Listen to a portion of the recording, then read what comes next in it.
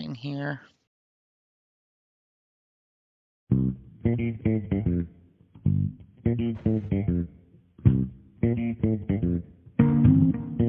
Let's go live now. Okay, there we go. And somebody just...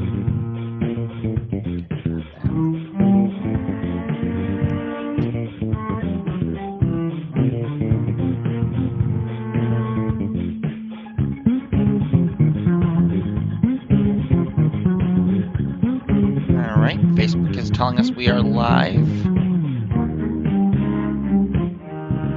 2 of your comments. What? Okay.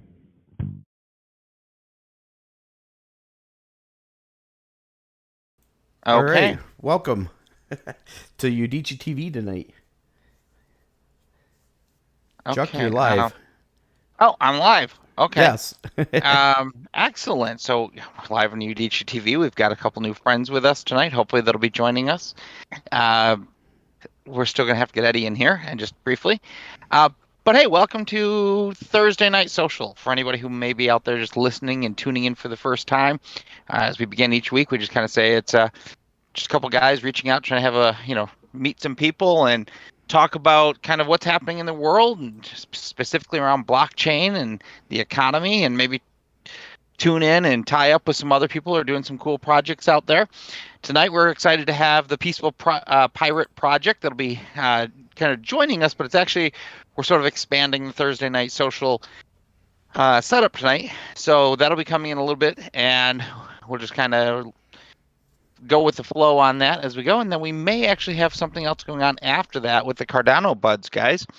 But as we begin each week, we sort of just have this thing where Tim and I just kick it off with saying, hey, what happened in the news of blockchain or technology or the economy or anything else? And normally every week I cue it up for Tim and I say, okay, Tim, what have you got? And then he says, I don't know. I didn't think about it tonight. So I called him a few hours ago and said, hey, I'm going to cue it up, and you've had plenty of time to think about this. So, Tim, what have you got for tonight? Do you know that Alexa will not play a technology updates? There's like no feed, no news for that type of thing. So when you ask for technology news or technology updates or stuff like that, it takes you right to the news. And and of course there's all sorts of negative stuff going on right now. And I think it was just a couple of weeks we had talked about Haiti, and obviously there's some pretty big events that have happened in Haiti recently. So definitely a lot of prayers going up for that country right now. They're going to be in some turmoil probably for a little bit. And then hurricanes that let's see, you got hit by it. So a tropical storm. Got most hit by it. Yeah, Les got most hit. So we talk to him and actually see how he's doing here just shortly. But yeah, there's a lot going on. So is that your well? Did you have something? I was trying to look for like technology positive, get away from all the other stuff. But, quite honestly, the only news that I really had is I did talk to Brian Doherty that came back from Zurich from the CoinGeek over there. And he was sharing with me just some really, really awesome stories about stuff that they have going on, and some of the different tools that they're working on, and where that's headed. And he's going to be coming and joining us online probably pretty soon. So from a news standpoint, that was probably I really can't share a lot of what I talked with Brian. I don't want to step on his toes for when he comes and wants to share, because he's got a lot of stuff to share from Zurich. So. Cool. Well, that sounds, definitely, obviously, that was what, like 2 weeks ago, I guess, when was CoinGeek over there, and at the same time as when Bitcoin, or I don't know exactly remember what they had going on down in Miami, but so now, how often are these things happening? How often is every blockchain starting to grow, or what's that looking like? Or is CoinGeek strictly BSV, or what is that? How does that work?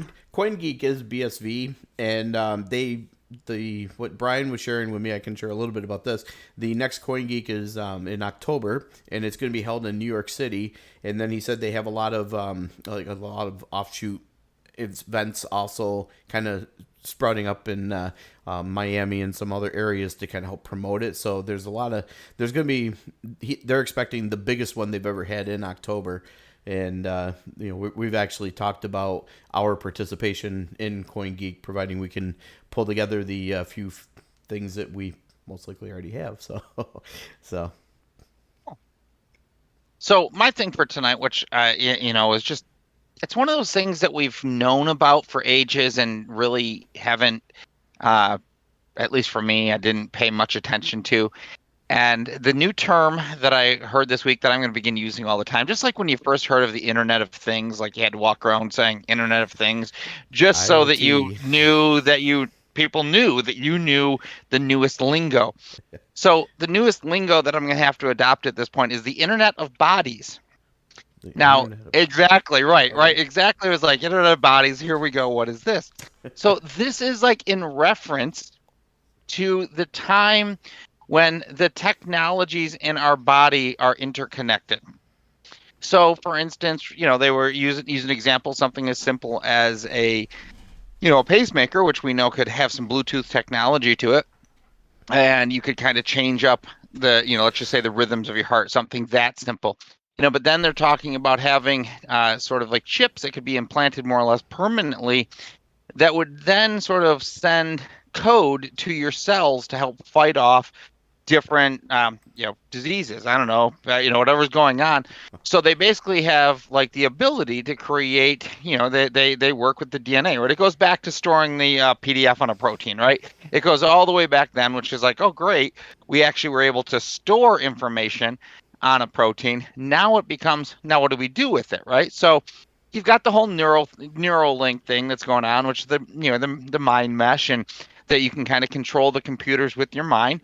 And now we have these other kind of implants that are going inside that actually, like I say, allow them to, these things reprogram your DNA, if you will. So it gets really interesting, right? Because it's like it's a healthcare claim, and I'm sure it is some sort of a healthcare claim, and I'm probably guessing that it has some benefits, but I find it really interesting, right? And then all of a Scary. sudden, well, not only scary, but then the nutcase in me starts sitting here going like, okay, so basically the microwave could actually then have some like thing in its clock, and it has an RF signal that could interact with this thing that they put in me, so everything could literally be changing your biology as you walk around, right? So it's just kind of this Well, weird concept of the Internet of Bodies. Well, and if you think about it, the one conversation I recently had with Joe there about different things having frequencies, like an orange having a frequency, and they're extracting frequency in order to gain the health benefits from that fruit or whatever it may be. So it's like, oh my gosh, now there's going to be communication from other things starting to interact with our body We'll basically have like citrus coated DNA, right? Like every I time we want walk by really an fresh, orange, it's gonna be, I want some fresh orange juice. right? It'll be sponsored by somebody, right? So like basically like, oh man, I'm jonesing for some whatever country time lemonade because the lemons just put off a little RF frequency. Oh man, But and here actually, I think comes Tom Cruise movie. right, what time is- so at this point is where I think it'd be a lot of fun to bring in Les Aker and Yeah. see if Les has any thoughts about the Internet of Bodies and fruit having frequencies. Les, are you there? Yeah, I'm here, and unfortunately, I was, as you went through that, I was thinking this could be really, really bad because Walt Disney used to put out smells and things on Main Street at Disneyland and Disney World when you walk by the ice cream place or the fudge place and things to have people want to come in and buy stuff. This could get really scary from that point of view because you could be walking around doing this and it could, like you said, the lemons could actually be telling you want to come in and get lemonade. And you would not know the difference. Why do I have this uncontrollable urge to stop and get lemonade? Because I'm getting the RF frequency from them. Which is just and now and for those who don't know, because Les, can you kind of give us a little bit about your background so that you can let the people know that we're not actually just talking sci-fi here? No, I'm a computer scientist, but I've spent about 35 years working as a research scientist in different technology areas. And if you want to madly Google, you will have a hard time ever finding my name on any of those projects, and that makes me very happy. I can imagine that there are some things in life that you're better your name is better kept from. Well, Uh, yeah, I mean, it's just, it's some of them worked and some of them didn't work, and sometimes it's better if people just don't know. And amen to the last there. That makes a lot of sense. It's interesting that you bring up the one about Walt Disney and Jake the Pirate, who will be joining us later on. Or actually, I guess we'll be joining them, more technically speaking. Um, he was talking about the emotional contagion. Now, just thinking, the emotional contagion uh, test here that everybody talked about that Facebook did a few years ago, where they picked X number of people and shared content, twisted the algorithm to share content that was maybe less enjoyable, a little bit more worrisome, that side of thing. And then they had another group of people where they just shared, it's a bright sunny day all around. And then they looked at how that group of people were posting at the end of the week. And it did exactly what you would expect it to do. The people who were all, sunshine and rainbows, their posts were much more enjoyable. People tended to express, more happiness, more gratitude that was going on. And to the people that, Facebook had directed less enjoyable content, obviously there was more depression spoke of in there and anxiety and tension. So it's really, and this is that, we're not talking about anything in that situation where it's, I mean, you can find that all over the internet. That's not news. That's not conspiracy. That's just one of those things. We know that technology for years has been used to sort of manipulate, and, manipulate is a sort of a horrible word there. But let's just say that we've looked at how to use technology to influence. And obviously, then that goes into marketplace and marketing on those things. But yeah, definitely very interesting kind of world, this internet of bodies. And Well, it yeah, makes a lot of sense when you think about it that they're headed that way. I mean, it was only a matter of time when you start thinking Internet of Things and putting smart devices out there in the way that we do, and knowing how smart those devices get, and then now all of a sudden having a reverse engineer of that into the human body and into the DNA. That's where it really definitely starts to get scary.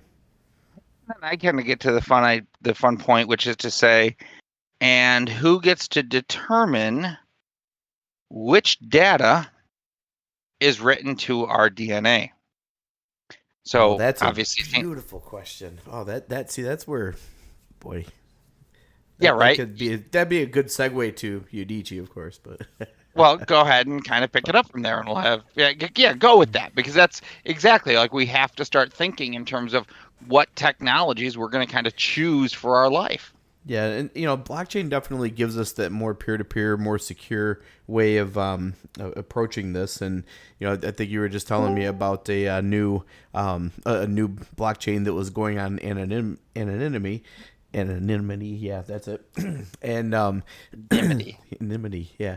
So the when you start to piece that in, there's it depends on how secure you want to go. There's probably going to be downsides to that side of it, but more spoken is an easy interface to be able to say, this is what I want to be able to have stored in my profile, my data, and if I don't want it there, I have the right to kick it out and not be associated with it anymore.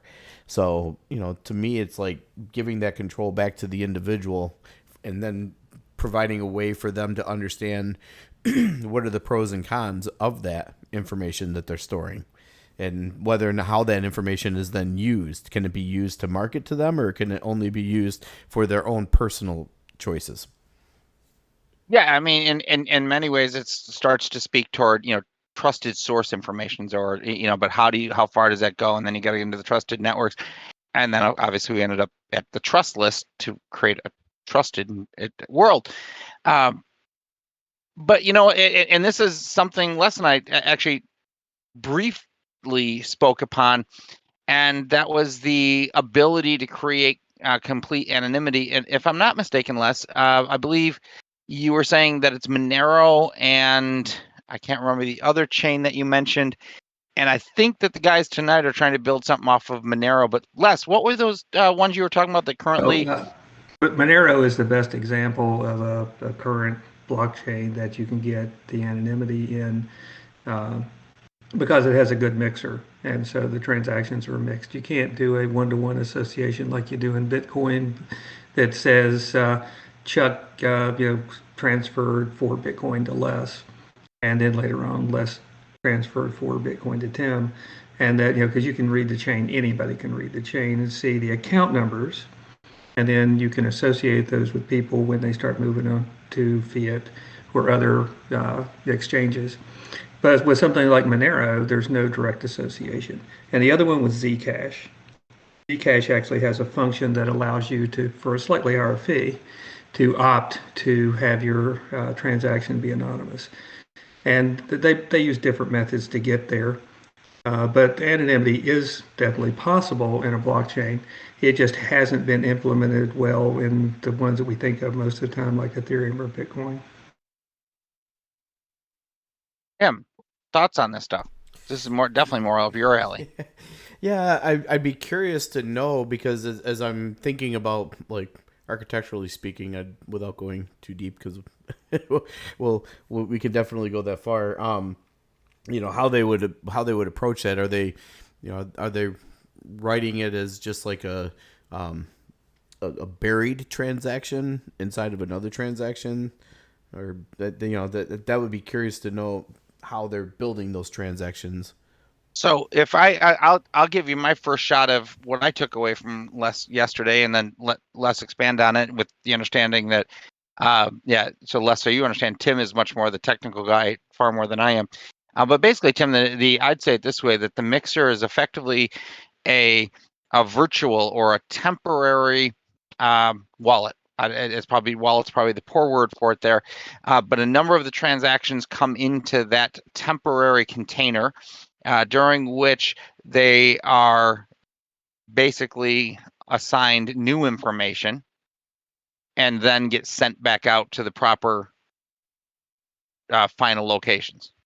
So that way there's really no trail, and then the virtual container sort of disappears after it does its mixing.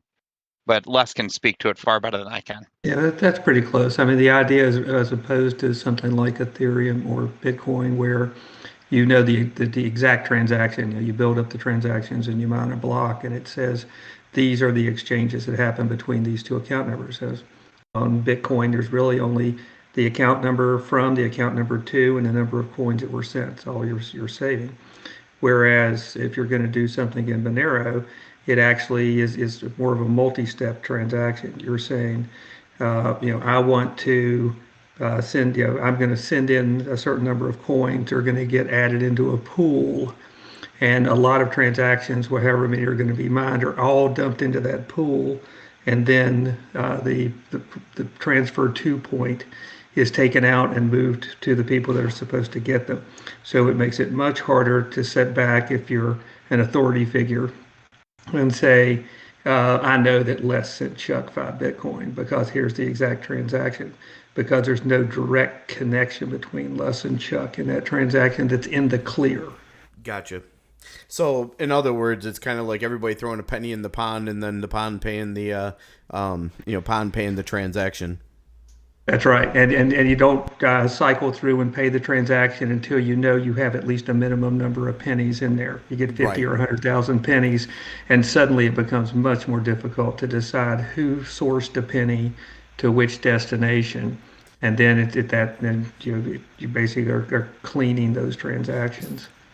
Yeah, I was just gonna say it's almost kind of a scary way of like laundering, a horrible way to put it. But inside of that, I'm wondering if because they're doing it with multiple microtransactions. I wonder if they're breaking it down. Like, I wonder how far they're breaking it down as far as the number of transactions and how they're pulling that in, because that would help to even with the known balance of the person.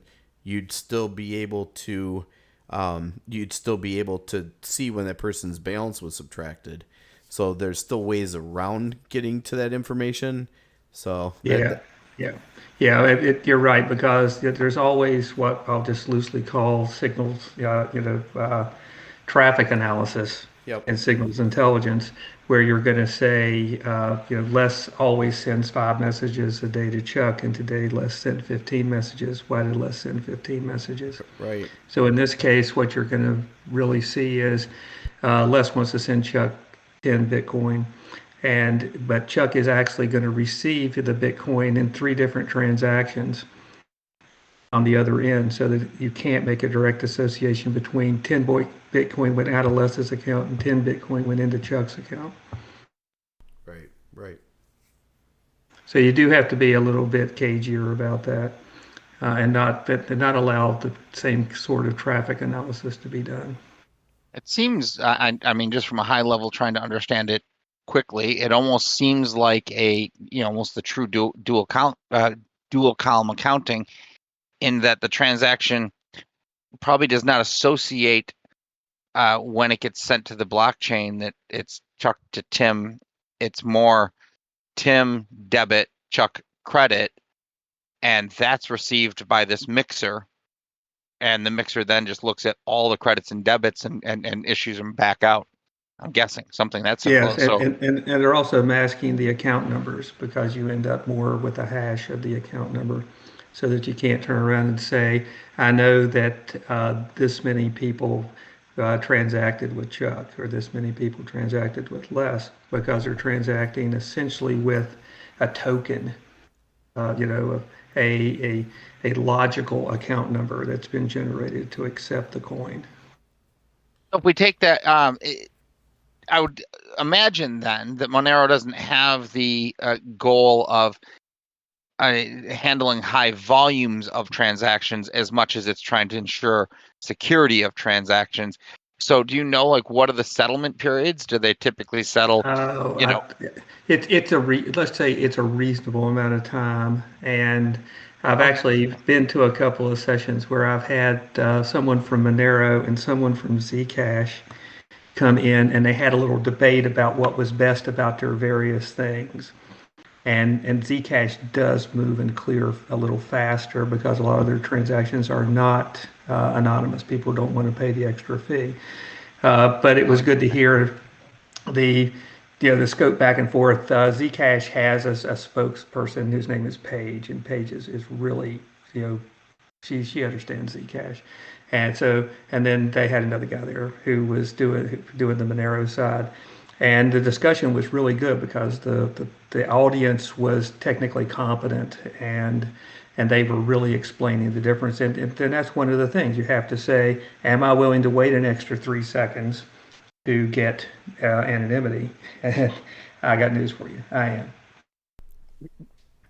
Well, and then you can actually do a lot of the off block or the off chain transactions, store that offline, batch them all together, and then transact them at one time. That's another way to approach that, which then also could, you could probably get into some unique and interesting ways of kind of hiding the identity tracking mechanisms within some of those transactions.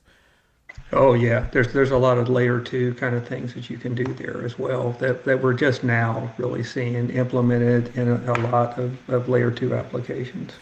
Yeah, Oh, BSV's got some really nice stuff on the on layer two with some of the different commands that you can do with their S script contract writing. let's talk a little bit about the actual layers themselves, and understanding that a lot of the development for blockchain, there's some very practical uses, and then there's some theoretical, and then there's the whole idea of people saying we have no idea what this could lead to.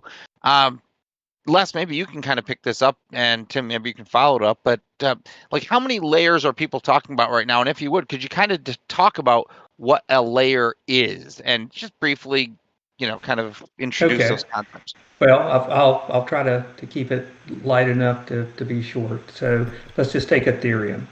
Ethereum has a lot of people who have built applications on top of it because of the way it does smart contracts, the way There's a very structured way of doing smart contracts. There's a very structured way of doing the ERC20 kind of tokens.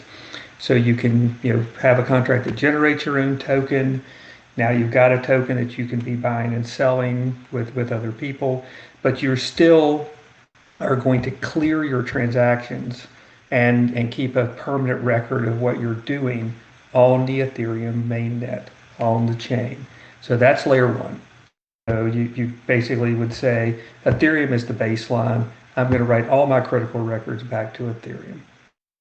Now you can write a lot of code up one level above that in level two and say, I want to issue my own coins. I want to transact with people.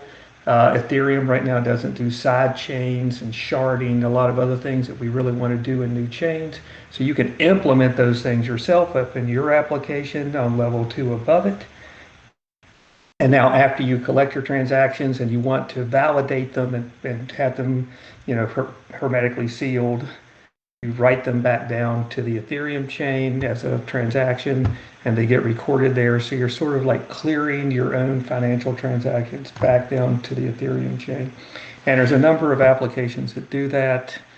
Polygon, Avalanche, Uniswap, where you can do arbitrage and liquidity trading and swapping of coins and things, but they all base on Ethereum. And then you write your functionality that Ethereum can't do up in your layer two area where your own application is. That's like the Cliff Notes version. So that's a layer two, and I would almost, and maybe I'm wrong here, but I would talk that could we look at a layer three as the API 3 or that smart API idea? Unless, because you brought that up yesterday, I'll have you maybe speak to if that's an accurate jump off to layer 3. I think it's close because you have to think about each one of those separate applications as its own little island. And all the transactions that are happening there are sort of isolated to that island, so you have to speak their language. A lot of them still use the Ethereum type smart contracts and stuff, but they don't communicate well between the various islands because they're running their own show.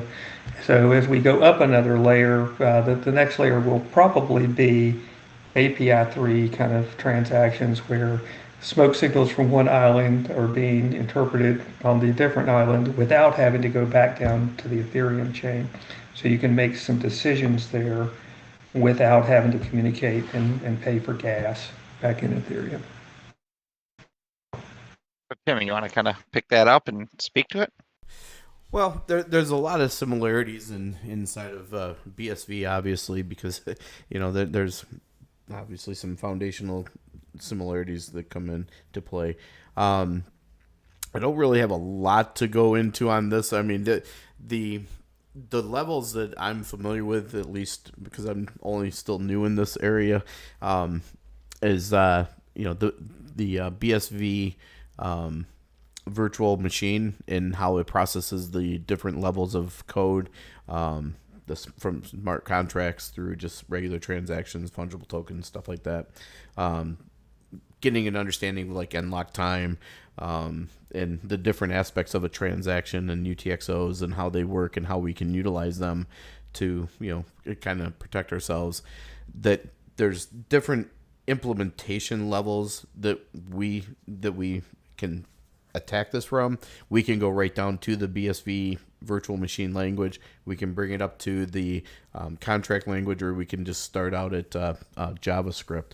So, there's a lot of layers that, depending on what your skill level is, what your background is, you can really approach it in pretty much however you want.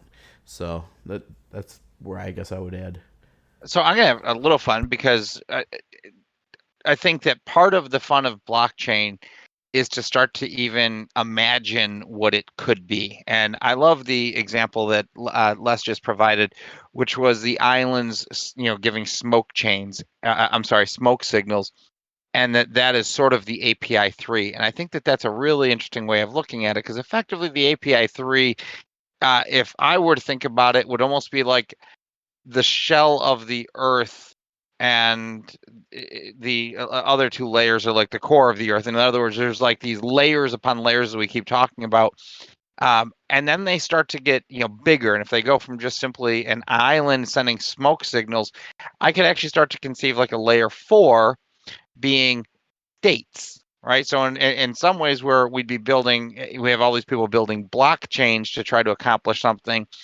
After layer 4, maybe we begin having like almost, state level applications that then could more or less handle the transactions of vast, diverse, and decentralized bits of data by being able to bring it all the way back down to layer 1 very efficiently. I don't know if that's right, wrong, or otherwise. I figure throw that out there and see. What do you think? Does that sound like a possible layer 4 theoretical picture? Les, Tim? I think it's a possible picture. It actually goes a little bit less complicated than the direction that I think it's probably going to go. So I'll try to do this without having to wave my hands around too much. But back years ago, during when dinosaurs roamed the earth, and I was actually in college, we theorized how we would do graph databases, but we didn't have the computing power to do them. And now we have the computing power to do graph databases. So I think that the next layer up is more likely to be the application of something like a graph database that has multiple connections. So if you've made a hotel reservation lately, you've actually used a graph database because they use them to determine what your rate is going to be in a particular city on a particular day. And there's 100 different rates. So the blockchain is straight out. It's consistent, and one block to the next dunk, dunk, dunk, dunk, dunk, dunk, in the chain. Whereas a graph database is a many-to-many relationship. So I believe that ultimately we'll reach a point where we have enough hashes and enough connections that the chain will not be sequential anymore. That we will be adding connections that are more graph-like. And they'll, so your transactions, there'll be multiple transactions at the end of a block or spreading out off of the blocks. That's interesting. So that's almost polychronic objects. Yeah, because you could say, I don't know if there's going to be 3 objects or 30 objects coming off of a particular node. It depends on how many people want to add a transaction to it that makes sense to add at that point, which is why you would need a graph database to do it. But it changes the entire structure of the way the chain would work, but not really the underlying technology of I connect it with a hash, it's immutable, I can verify it, I can transact through the chain, I can have a validator, and things like that. So the core topics of why we use blockchain and how we validate it stays the same. We just really go from 2-dimensional to 3-dimensional to however many dimensions you want to have. Okay, that's just a lot of fun stuff. And here I'm going to try to see if we can't pull in Sierra. For those who don't know, Sierra is perhaps one of the most beautiful women in the world. It's my daughter. Okay, she's probably second most beautiful to my wife. But let's see if we can actually get her to unmute because she's been listening. And I have been listening. And I'm curious. Are you starting to get any of it yet? No. No. Not at all. I need one of those like blockchain for dummies books. So, Les, I think I mentioned yesterday, my daughter is a SciOps officer up there at Fort Bragg, and like logic, she completely gets logic, but obviously she gets psychology, emotion, humanity, more so all encapsulated. But see, I'm going to attempt to do this because Les actually sort of, let's just say, worked in the same environment as you for a while, sort of, kind of, in the government style work, let's say. So Les, if you had the opportunity to teach a captain in the military, what is blockchain and why does it matter? What would you say? I think we could probably go there in 10 slides or less. Because there's a few applications there that you might want to keep track of or that you could associate with military actions or operations. But it's not cryptocurrency. And most of the things that you're going to read, or if you get a Mastering Bitcoin or Mastering Ethereum book, the O'Reilly books, of which are two really, really good books to get a basic understanding, really focus on currency and coins and tokens, as opposed to focusing on immutability and auditing and tracking of things. Because the most powerful thing that I see in the blockchain technology is that I can lay down some data and then be able to show at a later time that it's absolutely immutable. Not that it's a coin or it has value or I'm going to trade it to a bank, but that a certain piece of data is valid and it hasn't been changed. And that it's shared with enough people that it can't possibly be changed without it being obvious to all of those people. So effectively, tamper-proof information. Yeah, to say, this data was really collected. So, if you're out, if you're somewhere, you're running around in a Humvee with a radio battalion and you're collecting signals, you can turn around and say, I've stored the data. Here's the chain. It's immutable. It's been shared and validated with a group of people. And if you come back 6 months later, you can be certain that the data that was collected is still the same valid data, because any change to a single bit will mess up the hash. And then it will be obvious where that hash got corrupted in the middle. And you can restore it because there's multiple copies. Is it not obvious now that if it's been manipulated or changed in some sort of way? Great question. If it's stored in one place and the authority has it, then the authority can always make a change to it and come back. So I'll give you the New York Times and say they go back and change the stories on their website all the time, and then they act like the data is the same. But they are the people who own that story, and it's on their website, so they're the one authority who has a copy of the story. Whereas if you do it in the blockchain sense, it's been decentralized and it's been sent out to many, many people. They each have a copy. None of those copies is the master copy. The master copy is the consensus copy that everyone agrees fits all the hashes, which means you can't then go back and change it because you don't have the only copy Interesting. anymore. So, Okay, so from a Five Eyes sense, you would say each one of the entities has it, or whoever it is that you're going to be sharing with. And if somebody comes back and tries to manipulate the data later, it's obvious to all of the other entities. Yeah, I guess I can understand the value of that, but I also just think about something as simple, I know this is oversimplifying it. I create a PowerPoint and I know that, and if anybody knows anything in the military, it's that when you create a slideshow, it's not just one version of the slideshow. And on the slideshow, it'll say this is version 1.1, 1.2, 1.3, 2.1, 2.2, 2.3. And I got all those t-shirts. Yeah, it's that I can have whatever the master copy is and still have the original information and be able to share it with everyone as necessary. So I guess I'm just trying to understand that once it gets changed in some capacity, the information that was previously there does not exist anymore. Yeah, and you can do versioning on various chains and things. That in and of itself is not a good blockchain application. Something else I told Chuck the other day is that at least 80 to 90% of the ideas I hear every week that somebody comes along and says, I'm going to do this in blockchain, really is not a good blockchain application and could be done some other way much better. So, but Sarah, let me kind of speak to your example.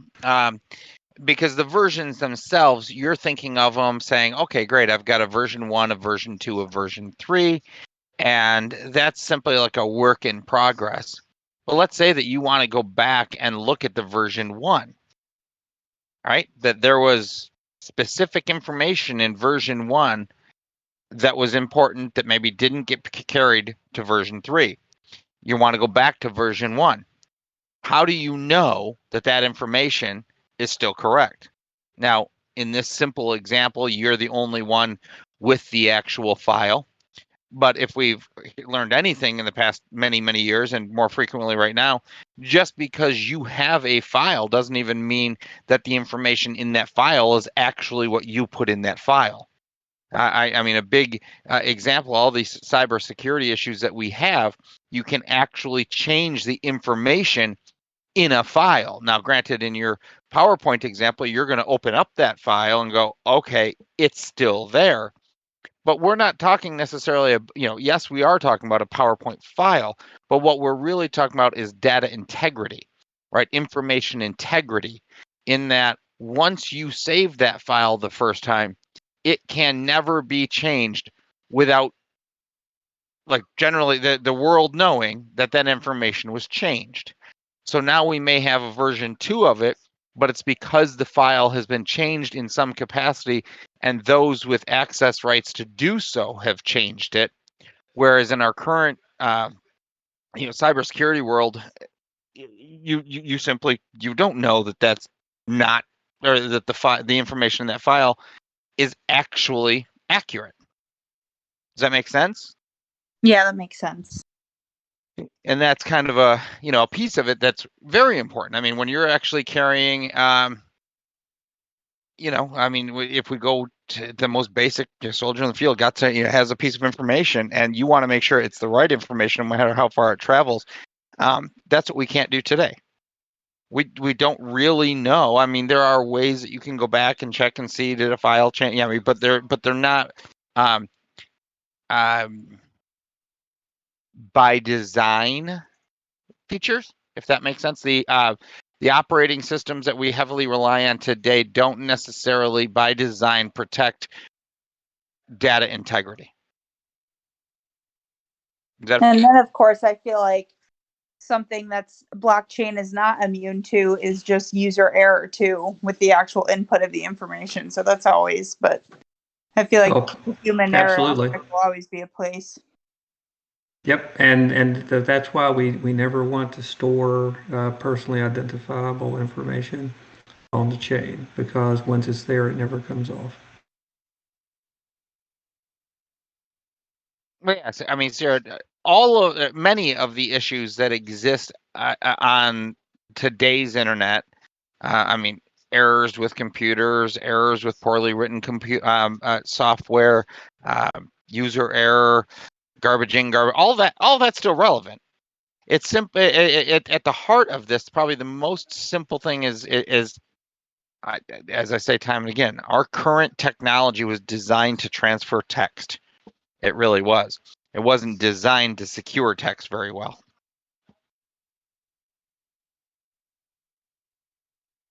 Yeah, I can understand that. I saw a thing online the other day that said that the internet wasn't designed basically to survive, that the internet wasn't designed to be finished. And I thought, well, you really don't understand the internet if you are going to say that, because it's always updating itself, always changing. It doesn't have a finite point. It's got its own heartbeat and evolution. Yeah. And so as long as we keep adding new protocols and things to it, it's not going to reach the end that the author of that article thought it was supposed to. Yeah, I think that's a very fair point, because I think technically speaking, I know a lot of people inside, when we're talking blockchain, and think that it's replacing the internet, that it's much, much more accurate to say that the blockchain protocols will greatly improve the internet. Yeah, it's not just one more extension. We add protocols all the time. Yeah. So it's another protocol extension to what's been happening. And, for a long time, we only had unicast traffic, and then suddenly we had multicast traffic. It's sort of like that. This is just another form of traffic running around the internet. We didn't have the web at one time, and suddenly there were HTTP protocols, and we had the web. And that's kind of fun, and that's one of the things that Tim and I kind of frequently talk about is that we were both in the Air Force and we were on the web before there was a Yahoo and Google, but we weren't on the web before there was an HTTP. And it's and I think some of those things are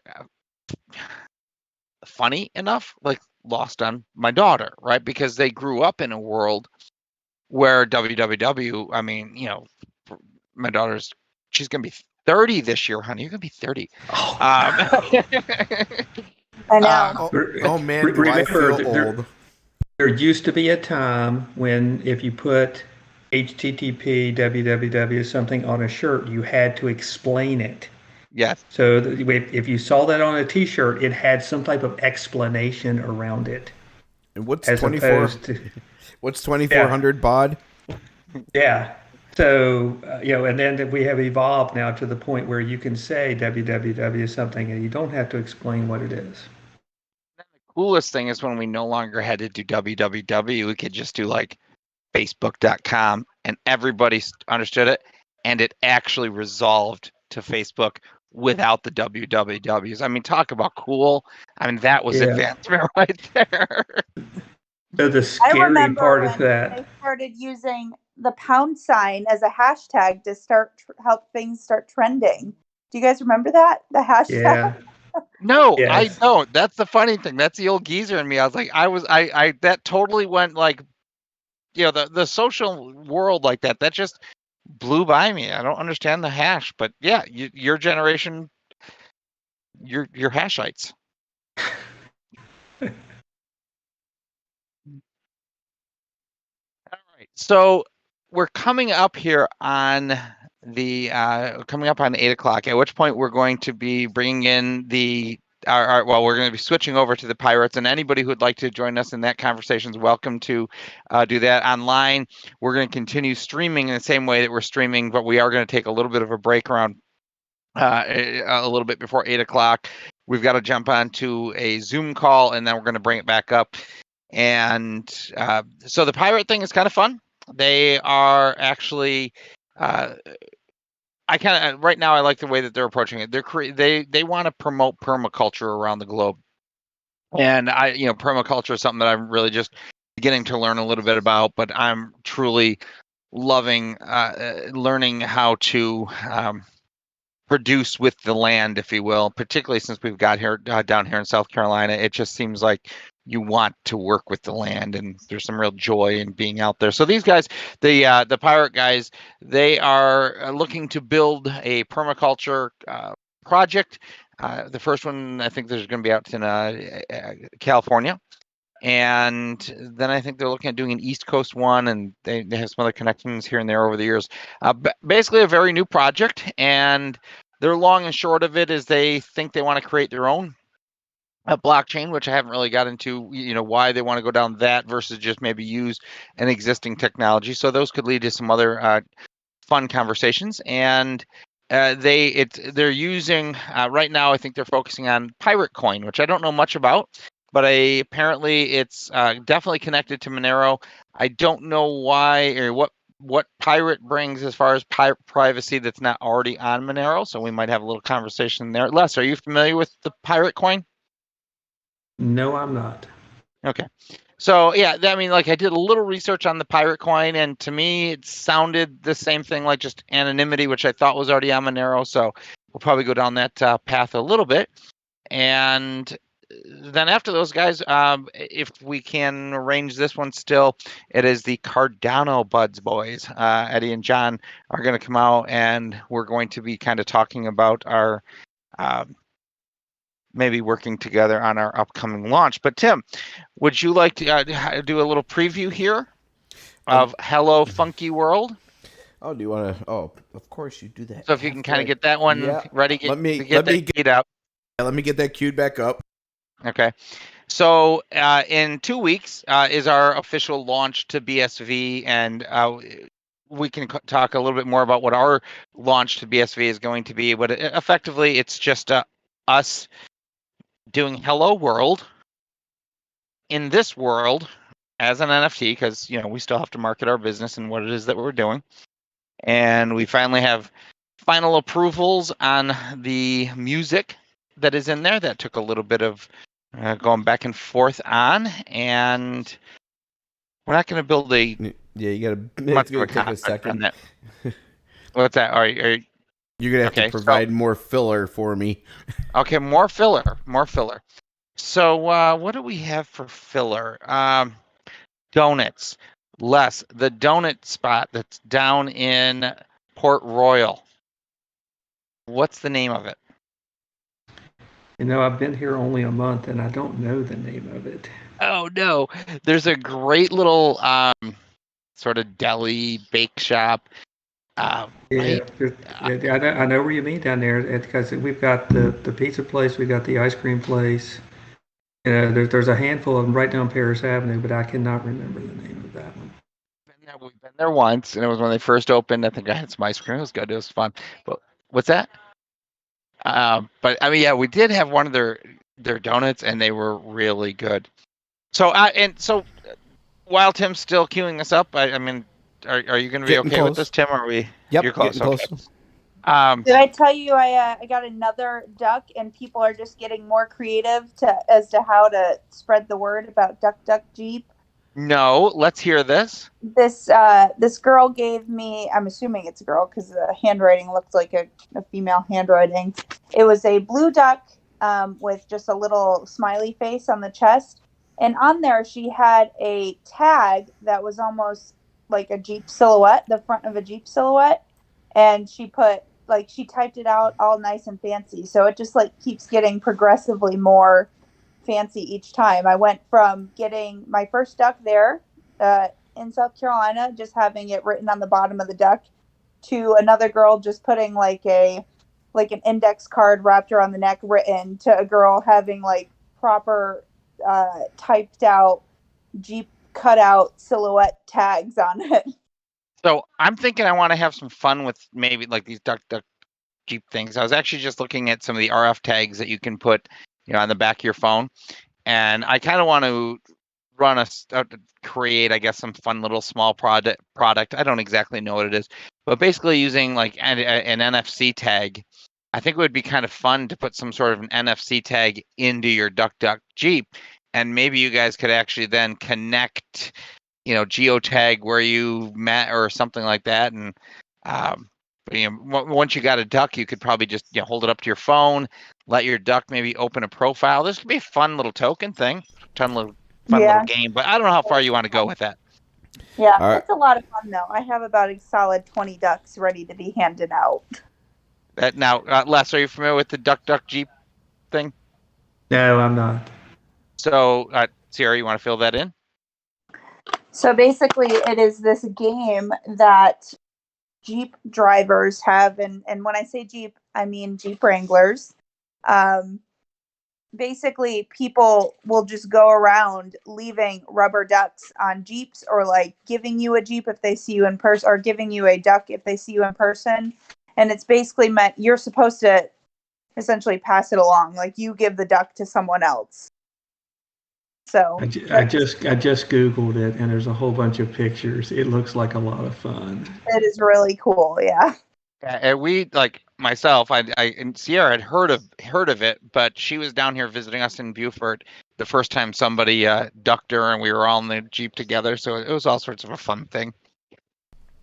All right, so Tim, what we're going to do here is we're just going to preview what is going to be our Hello World. So this is a two-step process for me so that you guys can see it on my video on Discord, and I'm also going to be fading in the view into the live stream so that they can see it full screen.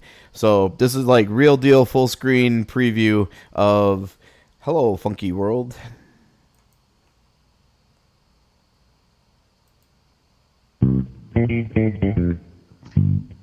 No sound. No? No sound. Aw.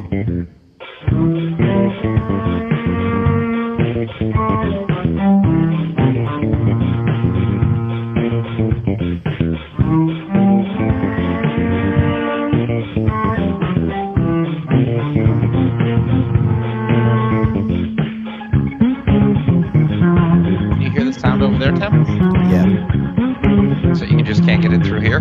Maybe we can head through here one other time.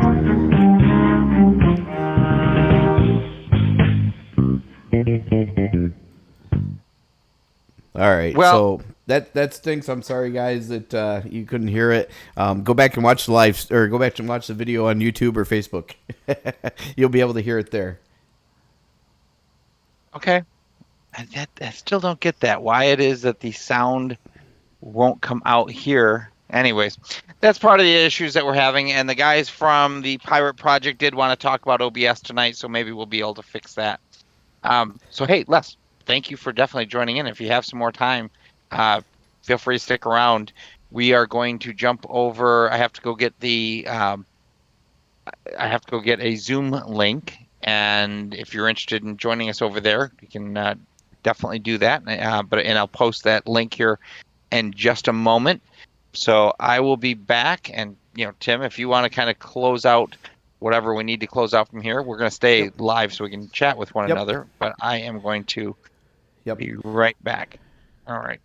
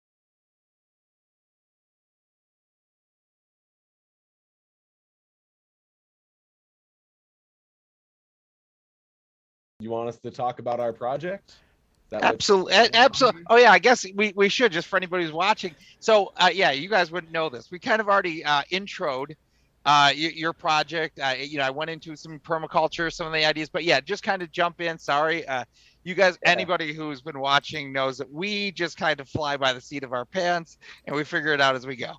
Okay, cool. Yeah, so what we want to do is we want to create a network of self-sufficient communities that are 100% self-sufficient using green energies, permaculture technologies, so food forests, aquacultures, cob homes, natural buildings, energy efficient dwellings, the whole deal. And if we're able to start building communities like that and freeing people from their chains, then we can connect them all through the blockchain. So we're thinking of creating a blockchain currency that ties together all the existing permaculture eco villages, as well as building a bunch of our own. We want to start off with maybe 5 to 10 acres, get a demonstration plot going, and start showing people how to become self-sufficient, make tutorials on it, and make it very streamlined. So if people want to become self-sufficient, they get a group of friends together, get some money together, get the land, and they're off and running.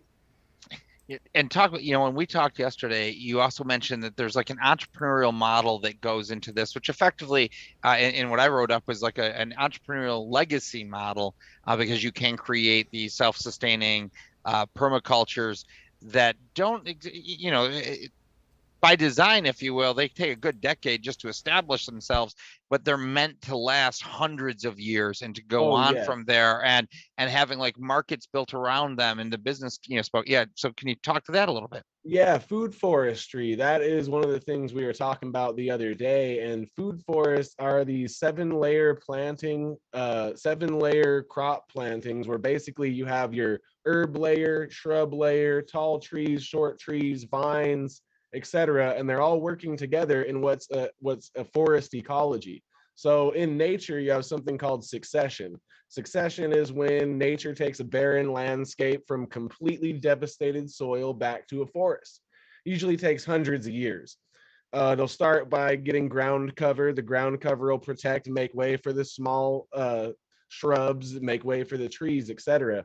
So what humans have done is figured out a way to speed up the process and turn these food forests into ultra productive forest ecologies specializing in food, medicine, cordage plants, et cetera, et cetera. There's one in the Moroccan desert that's 2,000 years old. So this isn't a new technology. This is a technology that's been around for thousands of years and it's being rediscovered. So the only reason it's not used in mainstream agribusiness is, of course, you got to harvest it by hand. It's a forest. You can't go in there with big, heavy machinery that's designed for one single crop and go in there to this forest. You have to actually have communities around it that help it help harvest it and help it grow and thrive. Once it's established, though, it doesn't even need human interaction. It will just grow like a forest. So we're thinking about getting land, building these food forests, creating communities around them, and they're no longer confined to the 9 to 5 corporate lifestyle. They're now free to decide what they want to do with their life. And you talk about a little bit, the first piece of land that you're looking at is over there in California, and you had some ideas of how you actually help, uh, basically not only just buy the land, but actually make it sustainable itself, financially sustainable. You offered some ideas about building the cob house, and you offered some other ideas how you would actually Yeah. make the permaculture a profitable business endeavor, if you will. Yeah, so the place that I took my course at was called Quail Springs. They're in the Cuyama Valley, which is about an hour and a half east of Santa Barbara. And they host permaculture courses. They host cob building workshops, natural hunting, anything you can think of that has to do with permaculture or natural communities. And the course I took back in 2012, I paid 1,500 for, and that was 30 people that attended. So $45,000 in 2 weeks as a nonprofit, feeding us all bulk food, teaching us how to do permaculture. They host cob building workshops. They get 15 people out to the land, and they say you will be building a structure from start to finish. So the class actually sits there and builds the structure, pays for the materials, and they use the money to hire the teacher, the natural building teacher.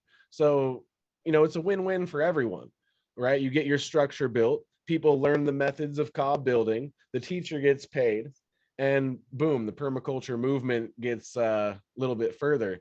And that's the idea, is this movement really could change the entire face of the world if we were to enact it on a large scale. I mean, one of the major problems facing society is that we have centralized farming operations shipping millions of pounds of food to these cities that aren't, so they can't I mean, LA, for example, you have 13 million people in LA County, and they ship in all the water from the Owens River and the Colorado River through the reservoir system. If the reservoir system was to somehow be destroyed, that's 13 million people in LA County that would be struggling for water.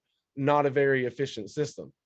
So permaculture communities centered around these food forests and aquacultures and such would create these localized ecologies where we're no longer reliant on shipping and centralized farming, pesticides, all the fossil fuels that entire industry takes. And if we're living in a place where we no longer need to worry about where our food's coming from, we don't have to have as much money to survive. We wouldn't need to go driving to work as much. There's less gas. So on a large scale, if this were to be pulled off millions of people, then it would really make an impact in the environment, in the economy, and everyone's lives involved with it.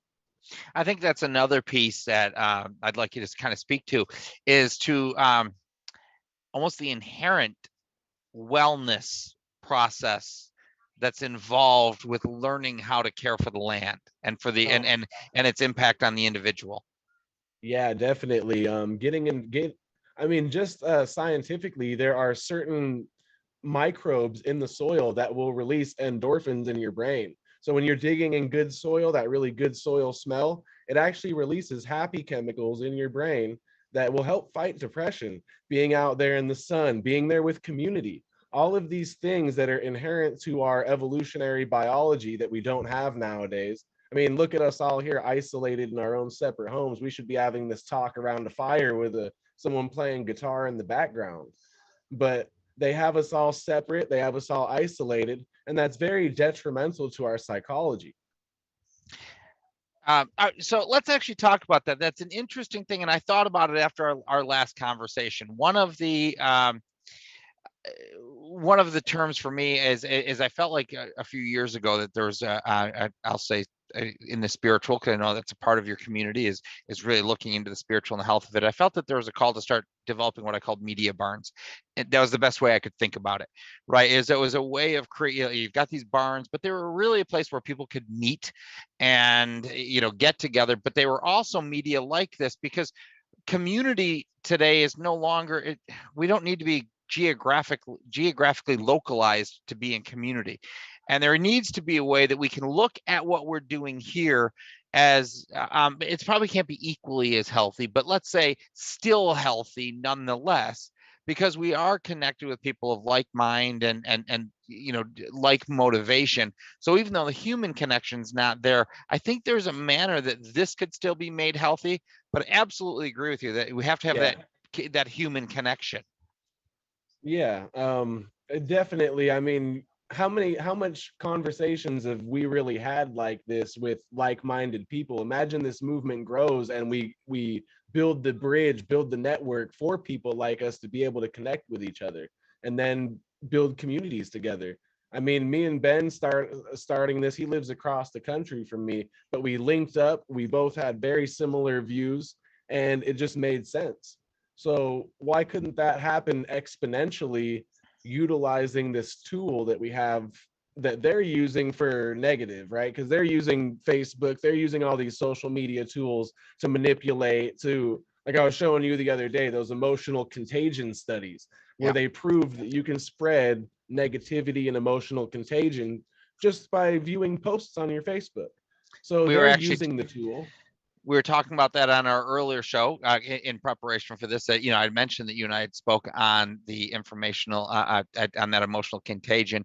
In fact, we had taken it a little bit further, which gets into the whole Internet of Bodies. Which, if you guys haven't gotten into that so much yet, that's where you're basically having let's say digital resources inside planted inside of your body that can be given code that then reprograms your cell and readjusts your DNA. It's supposed to be used for health and whatnot, and that's actually stuff that's going on right now. So we think about those things, those emotional contagion, and they're more than just something that we're being manipulated with through the like endorphins, right? Or the like dopamines. I don't know what's getting released in that one, but like, but we're actually being manipulated to take some of these actions, which indeed are actually less healthy. And there's a movement to literally begin to change our own DNA. And we're going to be completely unaware of it, right? Which is just kind of nuts stuff when you start to think about it. Yeah, the transhumanist agenda, replace us all with robots, turn us, let's implant chips into all of our brains, right? It's just nuts. It's kind of wild. But so, hey, can you introduce the rest of your team and kind of let them jump in here? Go ahead. Ben, why don't you start? Co-captain of the ship. Arr, mateys. Yeah, I met up with Jake, and he really started educating me on a lot of this stuff. And that's part of our project, is to help people wake up to what's going on with the whole emotional contagion, like you said, or media contagion. It's like everywhere, it's like on a sign in the park. Like it's like what was it? This Canadian printing company made like millions off of the educational printing they've been doing the past year, or whatever. And I don't know, I can't remember. Jeff was talking about it. If any of you guys watch Jeff Berwick. But yeah, nice to meet everybody. Yeah, it's great to meet you too. Starting the Peaceful Pirate Project. And we're on your podcast too, right, Chuck? What's your podcast called? So we do a thing called Thursday Night Social. Just a real background here. So Tim and I used to run a social media studio in Rochester, New York, where we were helping to do some economic development. We were trying to really get deep into the community. Rochester is fraught with, poverty, crime, and whatnot. So we wanted to use social media to see what could be done. And I mean, some of our what we learned there was just so awesome. We would have like the director of the economic development agencies in town sit at a table with somebody living in poverty and go talk, right? So some real cool stuff came out of that. I have since moved out of town, and we had to change everything else. So this is basically us just trying to kind of pick that back up in a way that we can. So we call it Thursday Night Social, and it really is, we just come on for a couple hours, and it's one of the things we wanted to talk about tonight, is maybe having it more of a collaborative community promotion, project building tool, and what that looks like. We started this about, I don't know, maybe 12 weeks ago. We were going bi-weekly for a while, and then just got a lot of connections happening. So we're weekly on that, and we're probably gonna be adding some more capacity to just on outreach. But yeah, so that's it. We just call it Thursday Night Social and run with it. Awesome. How did you meet Jake? That's a great question. I somewhere on social media, you saw the Pirate Project, and I'm just really trying to watch out for different projects. So Tim, who's on here, my business partner, we have a software called Udicci, and we're getting ready to launch an application onto BSV. But at the same time, we're trying to plan for cross-chain. It's where our software sits in the middle of that. And it's, for me, ever since we got into the blockchain community, I've just really I just love the collaborative environment. So when I see projects that kind of look fun, and for me, I'm a brand guy. I love brands that live their brand, right? So the pirate thing really was just, I'm like, that's cool. I saw a clip from one of your videos. You guys got the eye patch on. I'm like, I'm loving this. You're going full on in, jump in, have fun with it. Because if you're not going to have fun with it, like, really, what are we doing type thing? So I don't exactly remember how we connected. Like I say, I think somebody must have tagged you guys and found, and then I just was like, all right, we're connecting one way or another. Awesome. We just started that page about a week ago. This is just the first 4 days of that page. It's already got that much attention.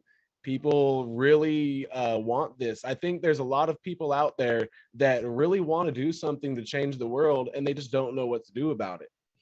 Well, let's give them the tools. Let's give them the idea. Let's give them something that they can actually change the world with. And it's not just getting out there to communities and being completely away from it. Me and Ben were talking about there's other ways to involve people that are living in city environments. In the permaculture world, there's an older book called Food Not Lawns, and she's about urban guerrilla permaculture. And I mean, we could connect a lot of people in city environments, front and backyards. If we were to take entire blocks in poverty-stricken areas like South Central or downtown LA, and where there's area to grow stuff, grow as much food as we can, convince cities to grow it. Or in places like where I grew up, Santa Clarita, California. You might have seen Santa Clarita Diet. What was that show? That Drew Barrymore on Netflix. Well, it's the suburban soccer mom freaking soccer van commercial on steroids.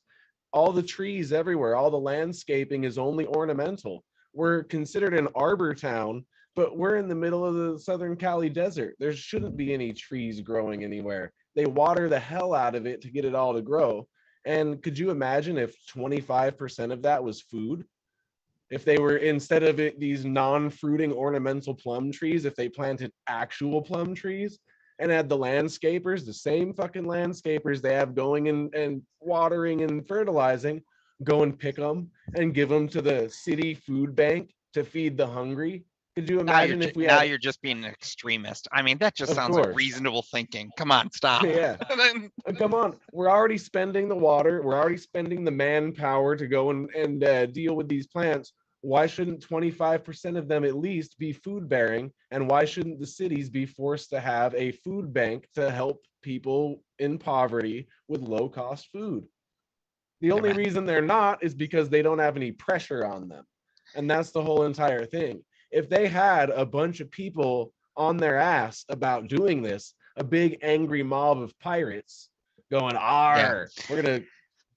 You know what I think, and I'm 100% with you, right? And there's so many things these days that we could get the angry mob up in arms about. But I think that ultimately we're better off, instead of worrying about the angry mob coming up against the authority, is exactly this. Let's just set our own sails, set the sails, adjust them to where we want to go, and let's grow with the people who want to grow together. Right? I mean, I think that's the end game. Real quick, so I see that, like, Victorious, is that name up there?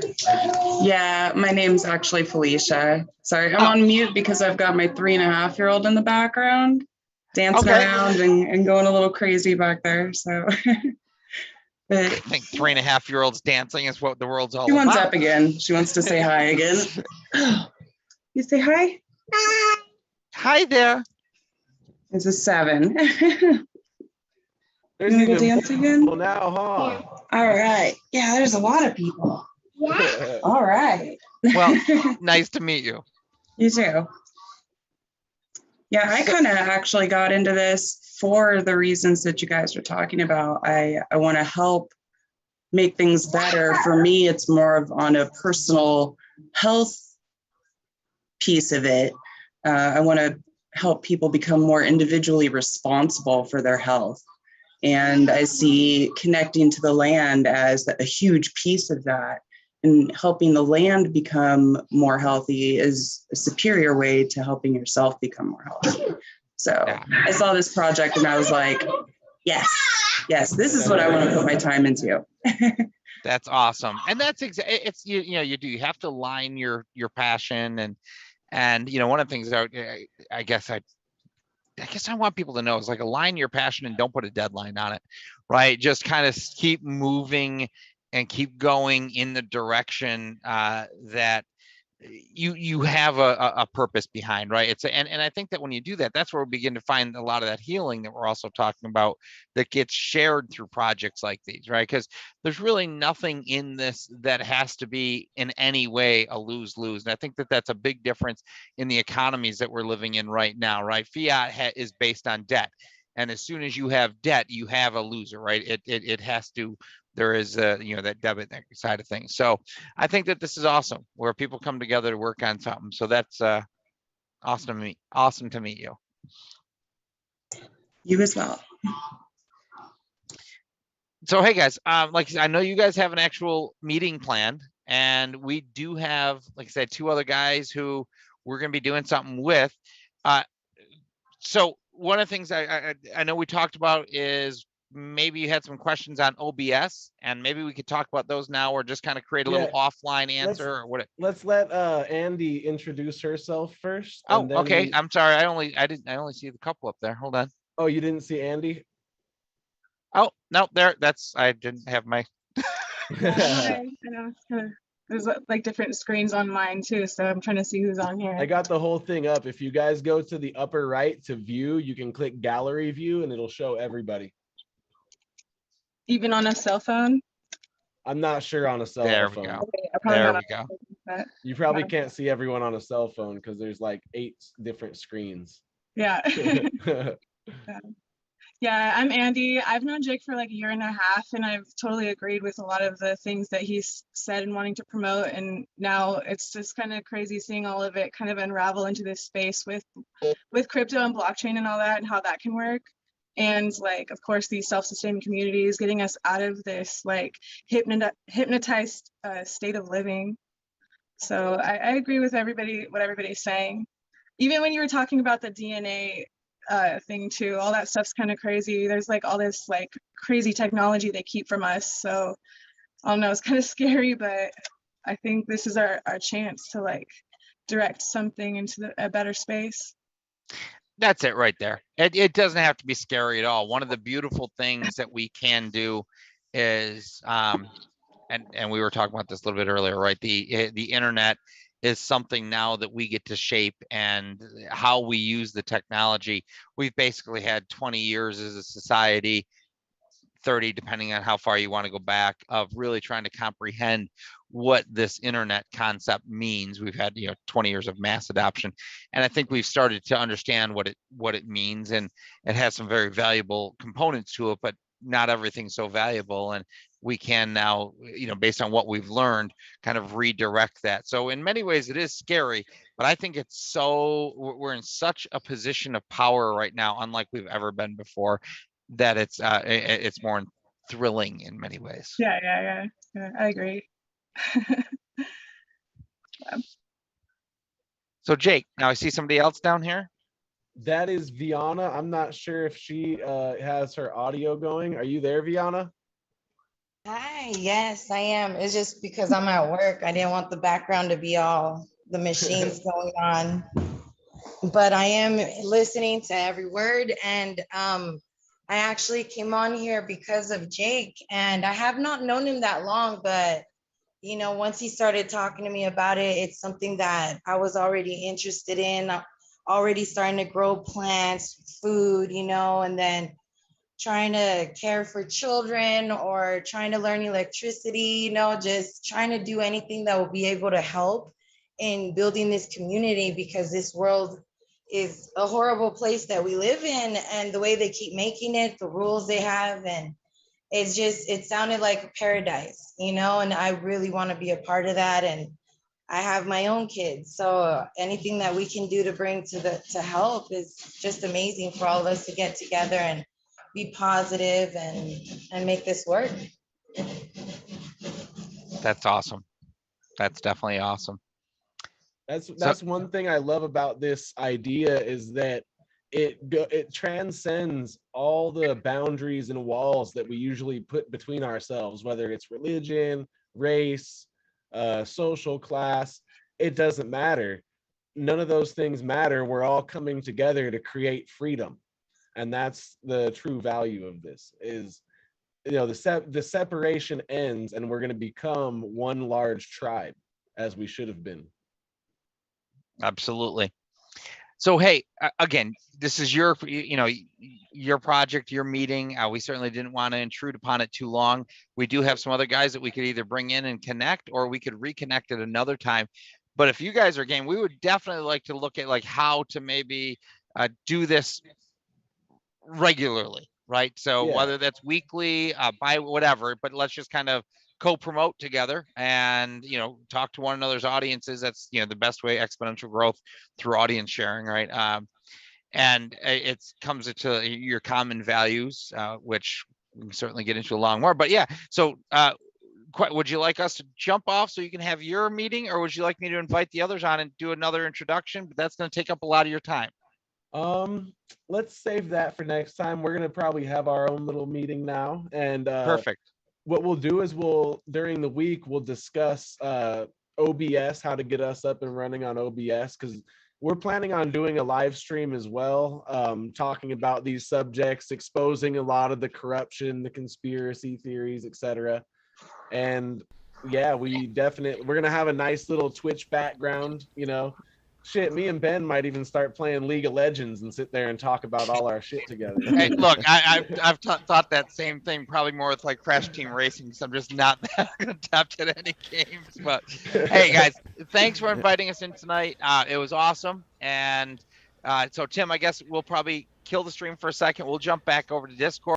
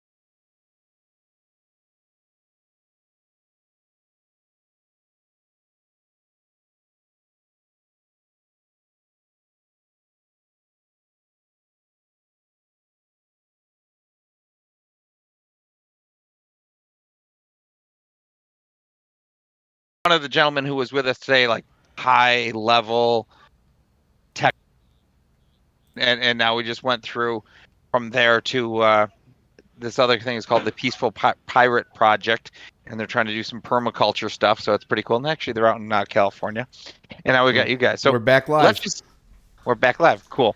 All so yeah, we do want to talk with you guys, absolutely. And part of this specifically is to learn more about what you're trying to do with the agency side, John, which I think, and then really where you guys want to take it, because in the end, our goal is to be a cross-chain solution.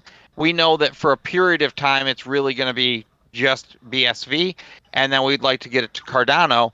And our goal would be to actually allow our system to kind of create on both chains. And ultimately, what we'd be trying to do here is to have you guys probably mint an NFT with some sort of a property, like a TBD property. We'll have to talk through what that actually means, so that once we actually do create our connection, then this would be a kind of like our version of proof of concept, if you will. And so Tim, do you have, so we'll kind of share it, like what our little our yeah, let me flag is see. that we're gonna... let me try this a different way, since it didn't work to the thing last time. So bear with me for just a minute, play guys. with that a little bit. So this is basically once he gets it up here, you'll see this, right? Our first quote unquote NFT, and we're playing the game of it being art, though our project is really, it's about data. It's not about the art side of it, but we are getting to a lot more media. And one of the first products that we're making is really more about chain, and we call them chain stories. And we're really trying to use it, gearing it toward people just putting together an entire collection of what we're calling media bits, which is just 8 to 10 or 7, whatever the number is, of bits of information that would be, not unlike what you. Okay, here we go. So you've got the. Yeah, let's see if let's see if this works. Hold on a second. I think we have to actually try to watch the stream, right? Yeah. So, let me see if I can get this going. You can go full screen. Yeah, hold on. There we go. Oh, can you see it? Can see it. All right. Yeah, it's just not full screen, so it's kind of dim.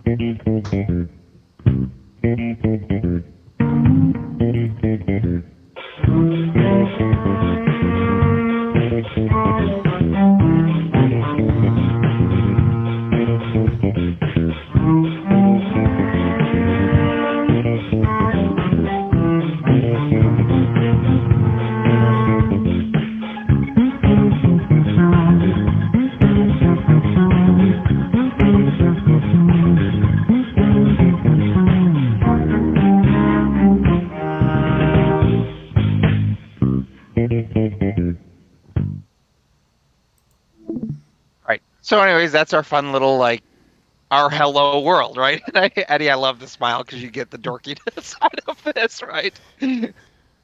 So let's see. Yeah, that's pretty good.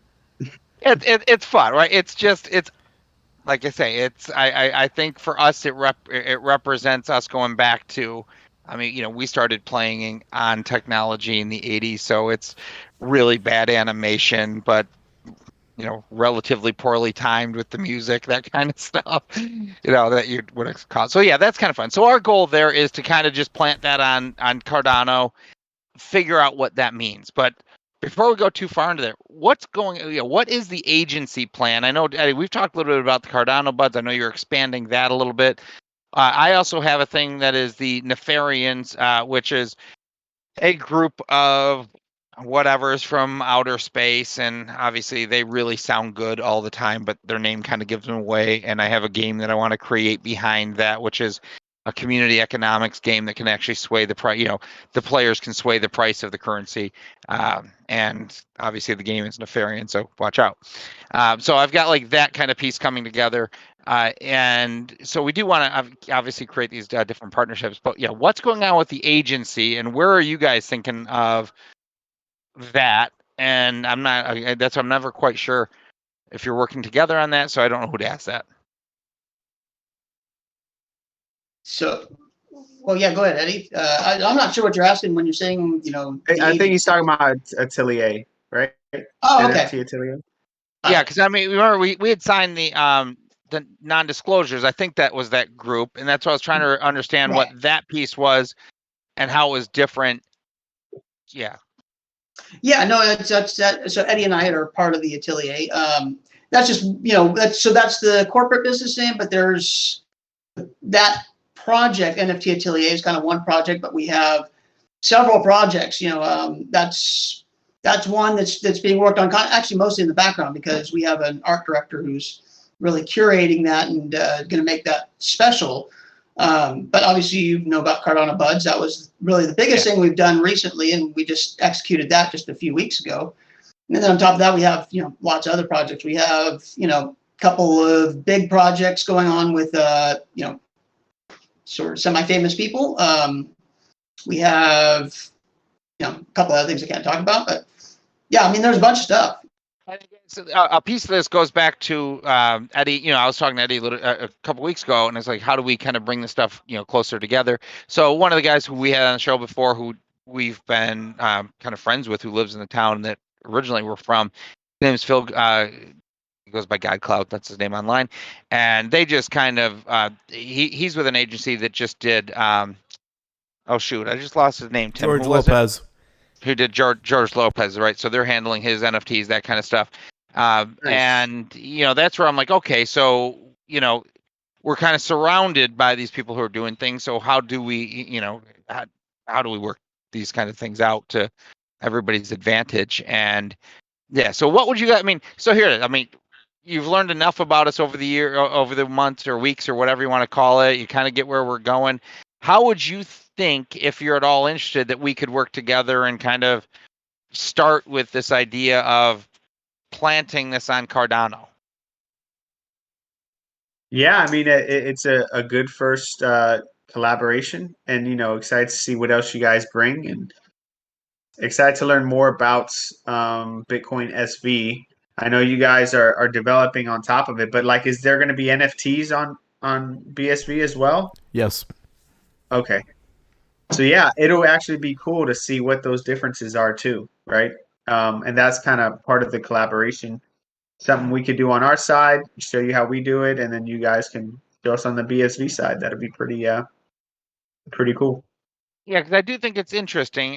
Right now, depending on what you're doing your NFT for, right? If you're literally just getting out there trying to sell collections of art, if it's just fun stuff like this Nefarian or the Cardano Buds, or if you're actually trying to create foundational components, like we've got somebody that we're talking with about creating like a real estate token, right? So that you can actually then manage the real estate process throughout all of that. And I think that those start to get to, if you will, your more practical. I hate using that word because the NFTs are let's call that art. Art and fun, art and market, and then there's that, like I say, that application side, and we're definitely focusing more toward the application side, no doubt, right? And then trying to get that, across chain. But at the same time, I look at these NFTs and saying, well, if you're trying to actually create a collectible, and I understand that you might only want to put it out through a singular network. That's a one way of marketing, but another way is to put it out through multiple networks and just speak to multiple audiences. And now you've got if you've got a Cardano Buds and it happens to be like, how did the guy escape over to BSV? I don't know. There's a whole story that can be made up from behind that, Right. For all I know, our pirate guys just hijacked one of your Cardano Buds and drove it to. They're on Monero, so it's like, but you can kind of create the stories going cross chain, right? And really then just start sharing audiences and having fun like that. Yeah, and we're using the NFT side to kind of get our business started and focus on the application side as well. That's some of the plans that we have. But the NFT, space is new right now. It's hot. There's a lot of people doing projects on there, being successful, and so we decided to jump in. And so far, so good. Yeah, I was going to say the exact same thing. We do definitely have some commercial interests, but obviously you guys know stuff like that has to be a complete product to bring to market. Nobody's going to buy something that's half built. And so, those types of things basically need a lot of funding to bring to market. So really working on the NFTs, it's a lot of fun right now. And there's not very many. So the type of NFT we're doing, I don't know if you guys have really seen the Cardano buds, but Yeah. I think it's kind of unique to Cardano, where basically you have kind of a random combination of different images. So basically you have a bunch of unique avatars, that all kind of have the same theme, but every single one of them is unique. I think it's cost prohibitive to do it on Ethereum. So, it's really one of those things where you can really only do it on a network like Cardano, where we can make thousands of them and it doesn't cost, my house to do that. So I guess that's a good question too. Like on BSV, how much is it to mint an NFT? So that's a good question. We have to really get an answer to. We could check right now, and I don't know, Tim, have you actually checked based on size? We're trying to right now decide if we're going to save micro. I mean, you're talking 1 to 3 cents for a lot of the transactions that I'm seeing. Yeah. Well, so really yeah, so the only two I really know well is, I know Cardano well. I know enough about Ethereum that I kind of stay away from it, but not everybody can do this type of NFT, so it kind of makes our project somewhat unique within the space. There's a lot of people who are making NFTs in Cardano, but there's only a handful of teams that actually are doing these type of projects. So it's really the fact that we have the ability to do it, the fact that we're able to execute one very well. We think that's going to help really push us so we can then work on the commercial side of things. And that makes sense. So I mean, like if we were to kind of play with this idea, if we were to mint this as an NFT on Cardano, and this is kind of gonna, and maybe we could take this question off at this point if you think it makes the most sense to. But I'd almost start to see: is it possible to put like a variable property, right? Could we like somehow on that NFT create a something, because we don't exactly know how we're going to attach to it from BSV later on, but I'd like to kind of put some either game to it, even if it was a matter of going like, now we just need to multi-sig it or something. Even if it's not quite a smart contract, but has some of the elements of a smart contract. Yeah, so that's the interesting thing about Cardano. You don't need a smart contract to create a token. And so, the tokens are considered to be native assets. It depends on what you're trying to do, and this is where we really would have to kind of explore what you're trying to do and how to get you there. There's a lot of different ways you could do this. I mean, like if you look at, say, I think is it Cardano Space or ADA Space? That's just what I was about to bring up. It's called ADA Makerspace. They have they actually got funded by Catalyst in Fund 3. And then they created a NFT that was a utility token. So it gave you lab access, is what they called it. They called it the lab access token. And the people who have this token basically get in on it's almost like a membership token. And you get in there, you get like airdrops, you get to see and play with programs and stuff with smart contracts before they're live for everybody else. You get to contribute. So it's this whole trying to cultivate this little a team of developers, and it's a limited number of seats. Yeah, we kind of have a similar situation going right now with BSV. Okay, which is sort of how we ended up on BSV, right? Yeah. It's really? kind of like So- yeah. Tell me about that. Well, for instance, I had a meeting with the Bitcoin Association Education, the liaison or the leader, and today I found out that her husband is, I think he was the CEO of Enchain. So, but Tim, I guess to answer, like, how did you initially hook up with Brian and bring Brian back to BSV? Oh, so okay, so yeah, for going backwards, I actually knew Brian in high school, and so we were Facebook friends, and Chuck and I have been working for 10 years now, over 10 years now on this platform that has very we've always been aware of blockchain. We've always kind of kept our finger on the pulse to a certain degree, but in my mind, it was like you could never do enough, or it was always too expensive. And so we kind of just kept it at bay. And we finally got to a point where it became a little bit more like some things were starting to happen. And then all of a sudden, Brian started sharing all these posts about bigger transaction sizes. And I'm like, oh, wait a minute. Okay, what are they talking about? So now I started following him a little bit, and then he started talking about the microtransactions and the cost of transactions. And once I started to see some of that stuff, I really truly picked up on the on following him a lot more in depth and connected with him just to kind of find out is like what are you doing that I need to know. And he was all excited to get connected from there. So. And he works for Brian. So Brian and Tim grew up in the same town, so it was just sort of coincidence that they re-hooked up on Facebook.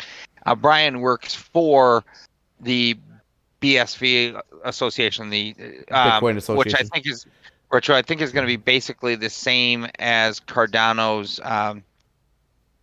What's their kind of nonprofit that?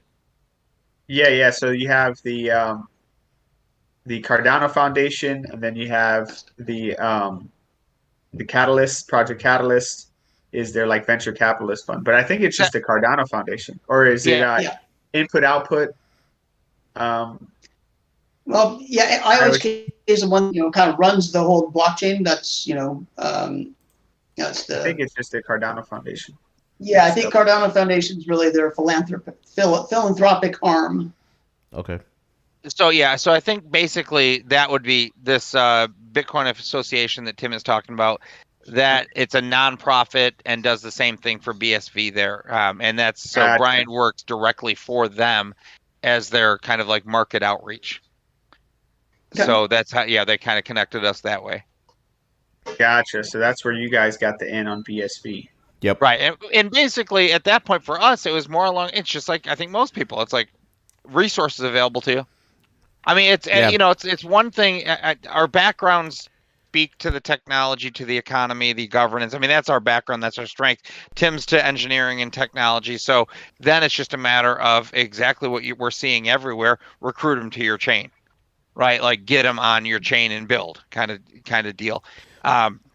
I tend to be a Cardano fan because I kind of a number of different reasons. I don't think it's the end all to end all. I don't know that I believe any single chain is the end all to end all. So I don't have a huge loyalty to any chain, but I would say I have sort of a loyalty to blockchain. Right, if that's probably the best way for me to say that. I don't, I'm not a big fan of anything except for maybe its technological purposes, and I think the Cardano certainly has some advantages happening right now, and it's going to grow from there. But now, and like we were just having a conversation earlier about Monero and Zcash. I don't know if does Cardano have true anonymity of transaction? I don't know. That was like one of those things I don't know about. No, so I know the private coin sector, that's Zcash and Monero are the two guys there. And I think, if I'm not mistaken, might be Zcash or another privacy coin that IOHK was actually helping with. I don't know if they are anymore. But yeah, those are the two privacy coins. But to you guys, to BSV rather, I was actually listening to a BSV developer talk who was former Ethereum and talk about why he likes BSV better. So that was pretty that's interesting. And I watched the Freedman. That's what it is, right? At BSV, where Bitcoin's just money, BSV's bringing in, I guess, the smart contracts are more powerful, right? Oh yeah, they're very powerful. So more akin to a Cardano Ethereum chain rather than right. Yes. From my understanding, that's exactly right. I think BSV is probably, and the name of it, right, Satoshi Vision, is from day one the smart contracts, and then that's where I go. I think BSV is the probably where Bitcoin would be had it never forked. Like if it somehow could have kept together through its truest version, And then Ethereum obviously is what arose out of the inability of humans to come together and create a great singular thing. And then because that didn't work, you get up to Yeah. Cardano. But I watched that some of the videos. Les Friedman, is that the one I think you told us about? Yeah, the Lex Friedman podcast. Yeah. Lot of good stuff there, right? And I'm gonna tell you, like I watched some of the stuff on Craig Wright, who's a part of the BSV, and the fair questions, a lot of fair questions around that, right? And then So you watched the Vitalik one where he was questioning him? yes, yeah, Okay, yeah, right. he got in on him. He Vitalik did.